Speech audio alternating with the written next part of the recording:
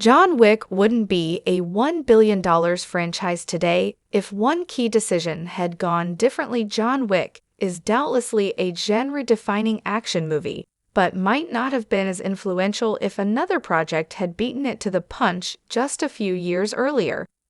Spearheaded by director Chad Stahelski and starring established action legend Keanu Reeves, John Wick set out with what is seemingly a basic plot, but astounded the entertainment industry with its style. As Reeves' John Wick ruthlessly pursues a crime lord's son to avenge his murdered dog, a final gift from his late wife, Stahelski and the rest of the crew miss no opportunities to push the envelope on cinematography and choreography.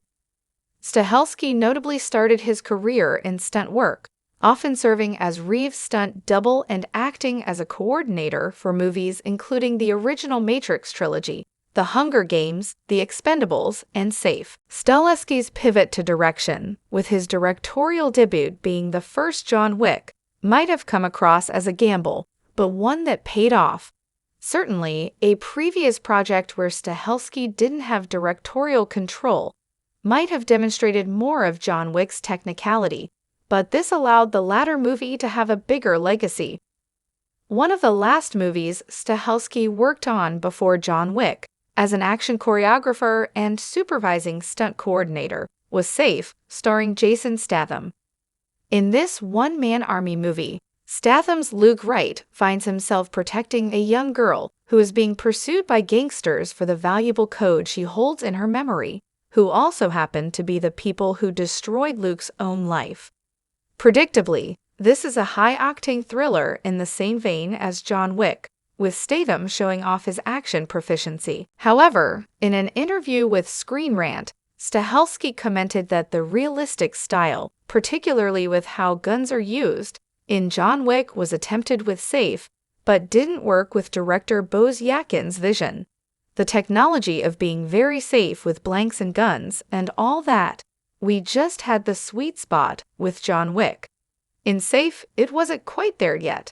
We had been doing a lot of work with Jason at the time, who still is a very good friend of ours, and we still work with quite a bit. We had the idea, we pitched it, and we thought it was cool, but it didn't quite fit with what the director was trying to do with the character and stuff.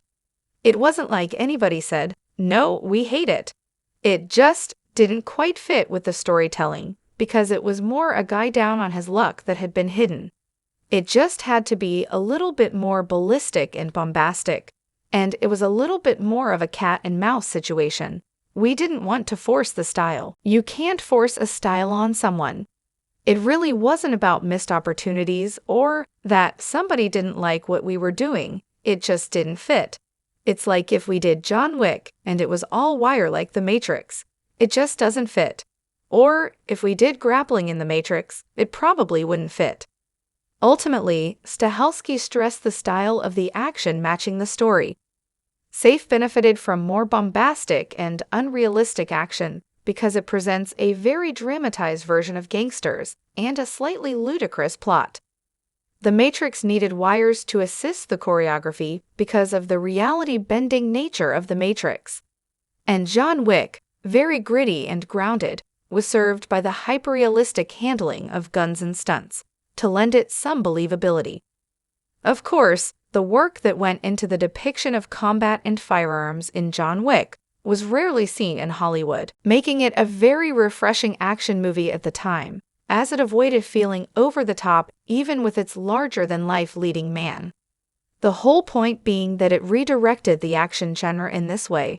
This effect would have been diluted if another movie had done it first, although probably not erased, due to the overall quality of storytelling of both projects.